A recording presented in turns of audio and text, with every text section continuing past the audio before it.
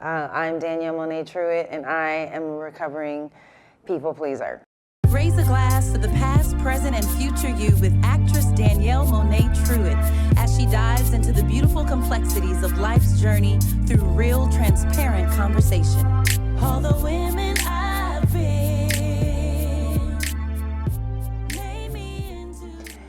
Hi, it's your girl, Danielle Moné Truitt. I am back with another episode of All the Women I've Been. Just want to say thank you to everybody who has subscribed, who's watching and sharing these episodes. It means a lot to me. Our little community is growing, and we're nearing the end of season 1. So I'm like super proud of myself, you know?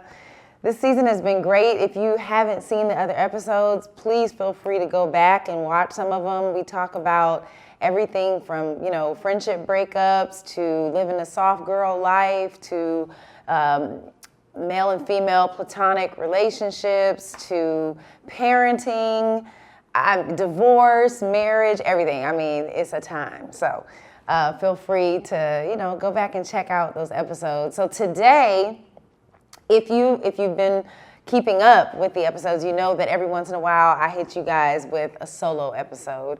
And so we are back with another solo episode. It's just me here to talk to y'all for a little bit. Today, our episode is called Confessions of a People Pleaser. That's right, y'all. I'm Danielle Moné Truitt, and I am a recovering people pleaser. A lot of people I've noticed online, and you know, there's been books written, and people are really talking about the fact that they're realizing how much of a people pleaser that they are. I think when you get older, about 30, you know, 30s, 40s, you really start to realize how many things you are doing or not doing that have to do with other people more than it has to do with yourself, and more than it has to do with your desires and what you want out of life, you know. And I can say personally, my life has been impacted greatly by the amount of people pleasing that I have done in my life. I think when I think back, you know, I try to think like, where did this start? How did this begin? And I really think it started in my childhood. People pleasing is really a trauma response. It started because you want to feel safe. You want to know that you're accepted, that you're liked, that you're loved. So you begin to alter what you would do normally to do the thing that you think would get that person to pay attention to you, or get that person to love you or embrace you. And so in my childhood, and if you look at the other episodes we've done, we talk about childhood a lot, okay? Because I really think your childhood is the root of where a lot of things come from. A lot of the things we deal with in our adulthood stems from our childhood. So in my childhood, some of you might know, you know, my dad was addicted to crack cocaine for most of my childhood. My mom was a single, you know, basically a single parent for those years. And, you know, she was doing the best she could, you know, dealing with having 3 kids and navigating, trying to care for us, and having a husband, you know, that's dealing with drug addiction. You know, she was doing the best she could. And a lot of times she just was not in the mood. She just was not in the mood. And because our household was, you know, very unstable, you know, as a kid, you learn ways to cope, you know. And I think because I'm the oldest child of my parents, there was a lot of pressure that I put on myself to not bring any more stress or shame on my parents. And it wasn't anything that they asked me to do. It's just, I think when you're the oldest, it's just something that you naturally feel the need to do. And so I remember times, you know, my mom she would be working, and I always had this anxiety, like, you know, we got to make sure we clean the house, you know, and make sure everything's perfect, you know, so mom won't be mad when she gets home, or she won't be, you know, upset with us when she gets home. And I just remember trying so hard, you know, just to make her happy, or, you know, so that she wouldn't have to feel under so much stress. And when you're like 8 to 10 years old, when you're an adolescent, you don't know how to do that. You don't even fully understand the stress that adults are under, But anyway, my mom, she would come home from work and, she would come in the house and I would walk up to her, I would, run up to her and I'd be like, hi, Mom, how was your day? How was work? And she'd be like, what you mean, how was my day? How was work? It was work. like, what you asking me how work was? It was work.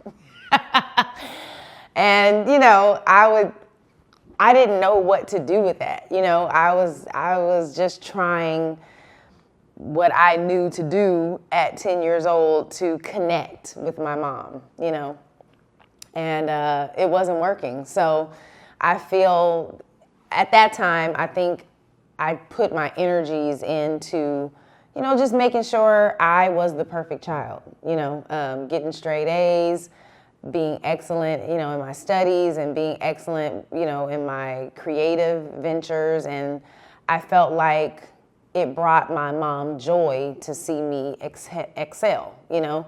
When I started singing, you know, her helping me learn how to sing and stuff like that, it seemed like that brought her joy. And so it's just so interesting when you're a kid and God blesses you with certain gifts. It is a gift that you're given, but sometimes the trauma that you're under, it makes you go harder in that area, you know. And so when I realized, you know, my mom liked the fact that I was interested in singing and that was something that we could connect on, I kind of put all of my energy and my effort in to learning how to be a good singer, you know? And so she, you know, she helped me with that. And Whitney Houston, I would lock myself in my room and turn on Whitney Houston's album and just sing all her songs and try to mimic her as best as I could, you know? But at that age, it started a cycle in my life of believing that the way to connect with people is to do something that they liked or to be approved by them in some way.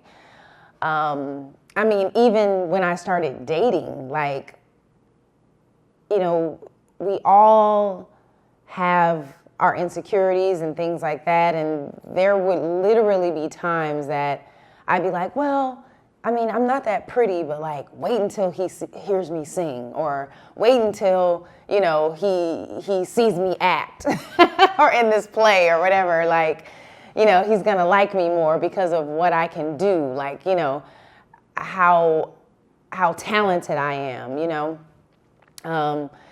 And with my dad, you know, kind of same thing. Like once he got over his drug addiction, you know, he was back in the home, and there were many times I wondered, like, I don't think my dad likes me. Like, I know he loves me because I'm his daughter, but I'm not sure if he likes me. And at that time, you know, now I'm an adult, so I understand the stress my parents were under.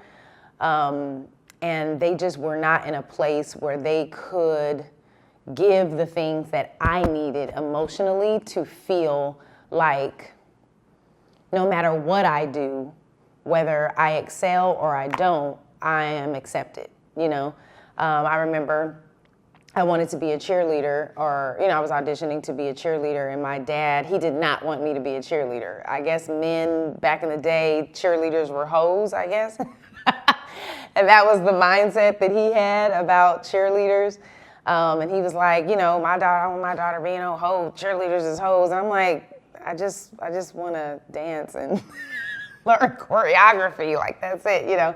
But he really didn't want me to cheer, and he knew he couldn't, that wasn't a good enough reason for him to not let me cheer. So he was like, you know, make sure you keep your grades up. Of course, I always got good grades, but, you know, going to high school for the first year or first semester, you know, it was an adjustment, you know, for me. So I think I got like straight B pluses or something like that. And because I got straight B pluses for that semester, he was like, you can't cheer next year. Like, so my sophomore year, I wasn't able to cheerlead. So, of course, guess what I did? I got straight A pluses. Like, you know, it just started this ripple effect of making sure I was always a high achiever, so there was no reason why someone could reject me, you know? And so as time went on and, you know, I came into adulthood, the people pleasing just continued. You know, I got married at a time when I probably shouldn't have, because I was more concerned about the way he felt about me than the way I felt about him. You know, it was like, oh, he's a good guy. He really, you know, loves me. You know, he wants to take care of me. He wants this. He wants that, you know, and I wasn't ready. I wasn't ready to get married, but, you know, I was too busy thinking about what he wanted, you know. And one of the biggest lies, I'll tell you this, I don't know how many people have heard this, but when I was kind of on the fence of whether I should, you know, get married or not, I felt at that time like, you know, maybe he was more into me than I was into him. And I was told like, oh, the guy should always be more into you than you're into him, you know. And I was 25 years old at the time, so I'm like, oh, okay, you know. But that is a lie. Like, no, both people need to be into each other. Like, both people need to want to be committed to one another, and both people need to be crazy about one another. And like, if anybody ever tells you that, like, do not believe that, because that is a lie. Like, a man does not need to be more into you than you are into him, and you don't need to be more into that man than he's into you, because one person will always and forever be chasing the other person, looking for something that person can't give them. So, but I digress. The older that I got, the more I got into these relationships. I mean, in high school, there were guys that liked me. I mean, I had one guy that was like a really close friend of mine that really liked me and wanted me to be his girlfriend so bad. So I was like, okay, well, I guess I'll be your girlfriend. I did not want to be his girlfriend. But because of people pleasing, you know, that's where I ended up. So people pleasing is a defense mechanism. You know, it's something that we use to protect ourselves so that we don't have to feel disappointment, so that we don't have to wonder, you know, if we are accepted. You know, there a lot of times with friendships and, you know, groups of people, I wouldn't say what I really wanted to say. In my family especially, even now, to be honest, like there are certain things and certain times I want to say certain things, but I won't say it because I want to avoid conflict. You know, I want to avoid an argument or somebody, you know, blowing up, you know. So it's like I'd rather just not say anything, you know. And so what that does is it makes it harder for you to know your own voice. It makes it harder for you to trust yourself. You start making decisions based on what people want for you rather than what you want for yourself.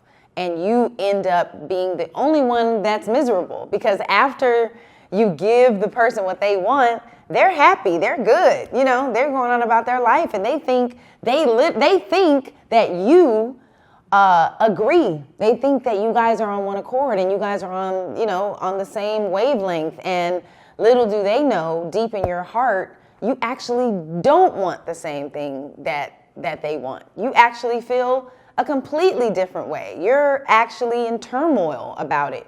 After I got divorced, the first guy that I dated, there was a situation where we were, you know, kind of living together, and I didn't really want to live with him. Like I really didn't want him living with me, but because of my people-pleasing nature, I was not able to say, I don't want you living here with me. You know, I think you should figure out how to, you know, extend that lease, partner. And I wish, I mean, shoot, looking back at it, like I wish I was where I'm at now, you know? And that's what this podcast is about anyway. You know, it's like it's all the women I've been, and the things that you learn along the way, it changes how you show up, you know? And I had just gotten out of a marriage where I did a lot of people pleasing, where I did not feel free to be my authentic self 100% of the time. And I was just learning how to kind of stand up for myself in certain ways. Now, am I opinionated? Yes. Am I a pushover? No. Will I let you have it if I feel like it's necessary? Absolutely. So that's one misconception about people pleasers, is that people pleasers are pushovers and that they're weak and that you can step on them. It's not really the case. Like, people pleasers are people who, I mean, honestly, like, they wear a mask, you know? It's like, and it's not out of wanting to be fake or wanting to be a villain. It's literally not knowing how to say no. It's like you don't know how to do it. Like, there's a fear there. And whatever that fear is started long, long, long ago. And what that fear told you was, in order to avoid things that don't make me feel good, I need to just go along to get along, you know? And yes, at the time, I loved this guy that I was dating, and I wanted to be there for him, and I was also in a time in my life where I was kind of like, I guess, being a little rebellious, like the things that I had always grown up with saying, like, oh, I ain't never living with no man, because I never lived with a man. Like, I lived with my parents, I lived with my nana, I lived with my sister-in-law, and then I got married. But I never just, as they say, shacked up with a guy, you know? And so after I got divorced, I was just kind of like, you know what? I just want to do whatever I want. I just want to do whatever. But really, I was saying that, but I was still people-pleasing. Like, there were so many red flags that I saw early on when we started dating, and I ignored them. Because I think I was afraid of a few things. I was too afraid to let somebody down, you know? And then I think I was also too afraid of failure. Like, my marriage had already failed. And then, you know, here I am dating this other person, and like, well, what if that fails too? Like, you know, what does it say about me, you know, that I can't stay in a relationship, or I can't, you know, keep something going? You know, there's all these lies that we tell ourselves that cause us to end up in situations that we really don't want to be in. You know, we're so concerned about being liked. And I think that for women, I think that's it's a big thing for women, like this idea of wanting to be liked. So as little girls, you know, we're taught that we need to be nice, that we need to be sweet, you know. We're not taught really to stick up for ourselves. We're not taught to be bold, you know. We're not taught to speak our minds. Once we transition from little girls, then it's like, oh, you know, a wife is supposed to be submissive. A wife is supposed to please. You know, there's all these things that come at women that tell them that pleasing someone else should be the main priority, you know, in your life. And if you are looking out for yourself first, then you are doing something wrong. And so at my big grown age of 43, you know, I'm really making a point to give myself permission to not be liked, to accept the fact that I won't always be liked. There were times in the past I would speak my mind, and, you know, people would react the way they react, and I wasn't liked, and it killed me. Like, it wasn't something that I was okay with accepting, you know. It made me feel bad about myself. And so what it did is it said, okay, when I act this way or I speak this way, people don't like me. So I need to be nicer. I need to maybe not talk that way, or maybe not be so upfront, with what I'm expressing, or be so passionate. Maybe I need to dumb myself down, because I do want to be accepted. I do want to be liked. And what I've learned as I've continued to navigate relationships in my life is that your people will always find you. Everybody ain't supposed to like you. You're not for everybody, okay? And it's really not it's not on us to make sure that we're likable. And so if I can encourage women out there, just stop spending so much time trying to be liked, and putting yourself in this box and, contorting your body into these shapes and, putting on these masks and doing all these things so that you can be liked. People who focus on being liked, I feel they never really achieve the things that they actually are setting out to achieve in their lives. They never truly grow and morph into the beautiful butterfly that they could have, because they did not allow themselves the space to just show up being authentically who they are, So what I started doing, and of course, I went through therapy. I talked to my therapist about this idea, this need that I had, to be liked, and where it stems from. And so now what I try to do is I try to ask myself these questions, and I'll share them with you. If you are a recovering people pleaser like myself, ask yourself these questions when you're about to say yes to something or about to say no to something. The first question you should ask yourself is, do I really want to do this? You would think that that's such an easy, duh, everybody should ask themselves that. But it really is a simple question. Do I really want to do this? Yes or no? Okay? Why am I doing this? Okay? Will I feel good about doing this after I do it? Will I feel good about doing this after I do it? Okay? Another question is, am I doing this to feel accepted by these people? If the question is yes, you need to not do it. You need to not do it. And it's hard. It's definitely hard. And sometimes I hate asking myself these questions, because then I have to go deeper than where I currently am.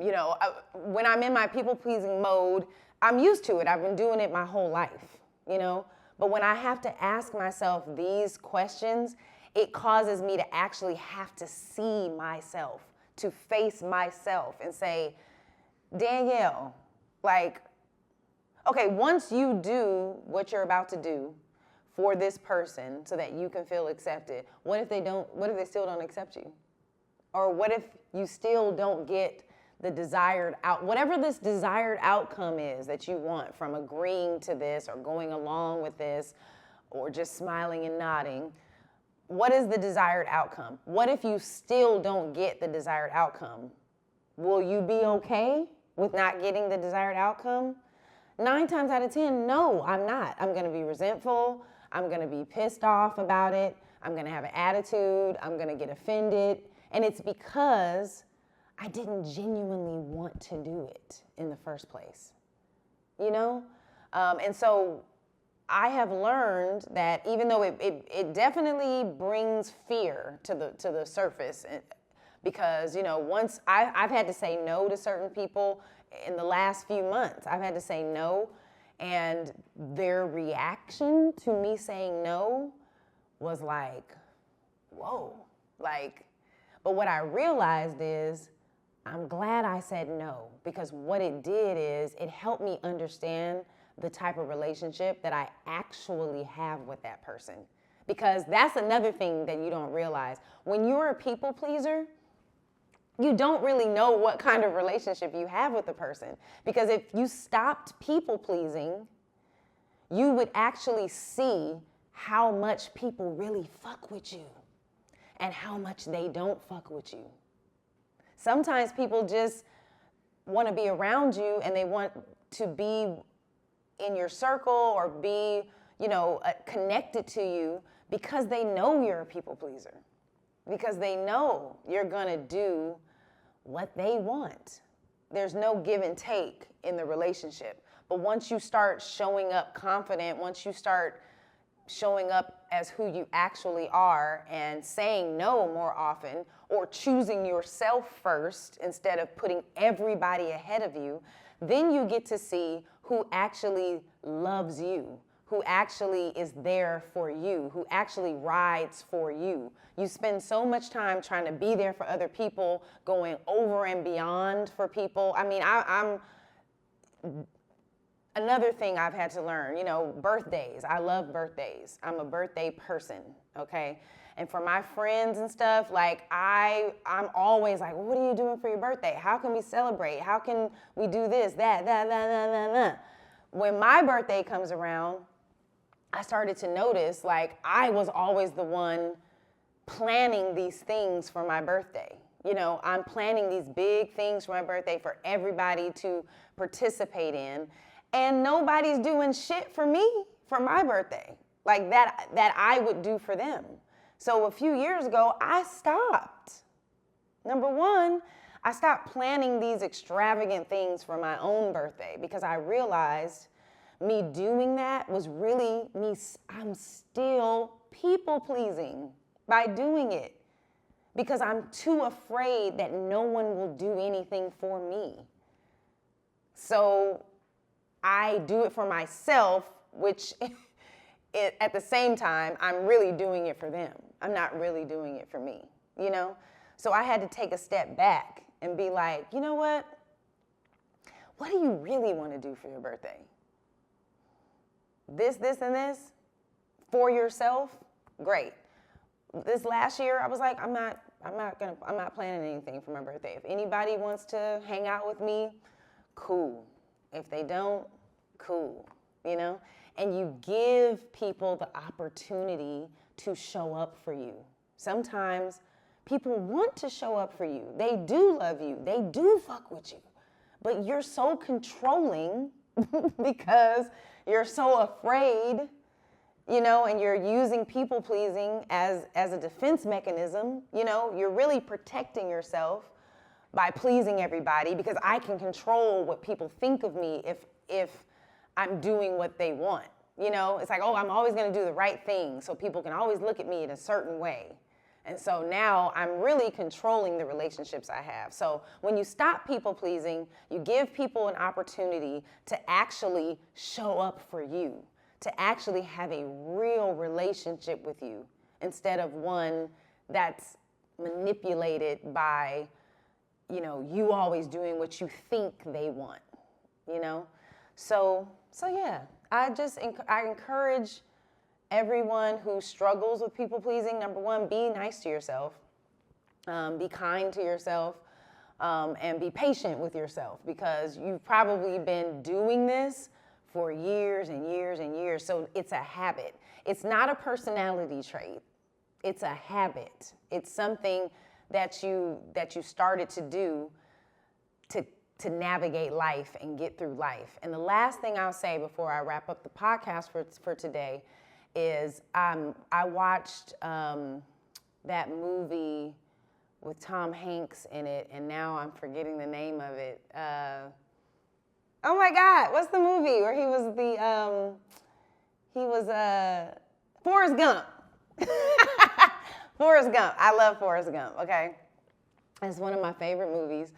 And one time, I've watched it several times, and, the part that I love is, when he had his leg braces on, and he was being bullied, and he was out playing or whatever, and the bullies came by, and what's the little girl's name? Jenny, thank you. Jenny was like, "Run, Forrest, run!" And he starts running, he's like running with all his might. And he's like running all crazy because the braces are, on his legs or whatever. And then all of a sudden, as he continues to run, the braces start to come off. They literally start to break and fall off of his legs, And then all of a sudden, he's like running, and he's just running and running and running and running. And so when I saw that part, it just reminded me of just the things that we struggle with, and people-pleasing being one of them. And people-pleasing are those braces, they're the things that you use to protect yourself. They help you navigate life and get through life. They help you be resilient. But there comes a time in your life that you have to run. And really, it's a matter of life and death. It's a matter of success or failure. It's a matter of becoming the person you really can be and staying where you're at.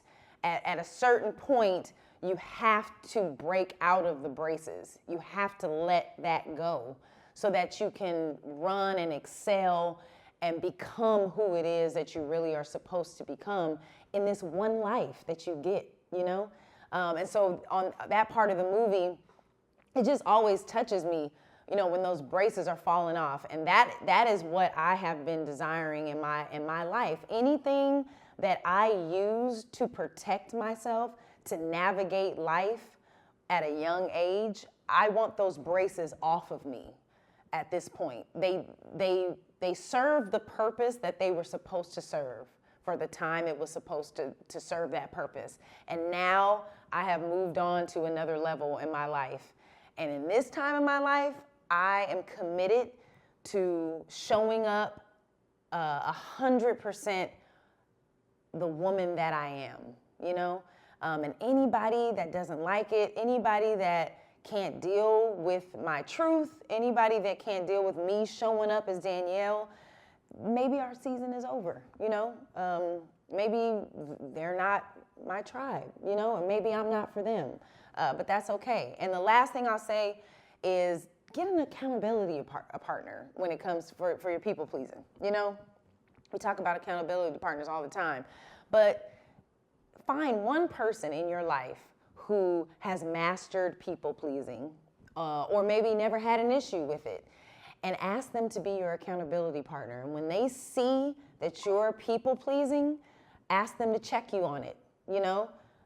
If you feel like you might be people pleasing, go to them and talk to them about it. I definitely have somebody very special in my life who has helped me in this area and encourages me when I have these moments when I have to say no and I'm feeling terrible about it, or I'm anxious because I'm like, oh my God, what is this person gonna think, of me because I said no to them, and I talk to her and she's like, Danielle, you did the right thing.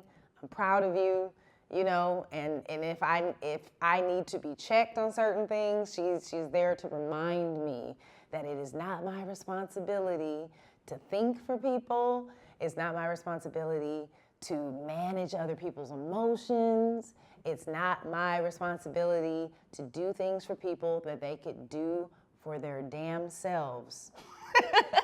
So I'm very, very grateful to her. So thank you so much for tuning in today for this Confessions of a People Pleaser episode. Once again, please like, subscribe, share with your people, leave comments if there is any part of this podcast that touched you, that was something that stood out for you. Let me know in the comments, and I look forward to seeing you next episode.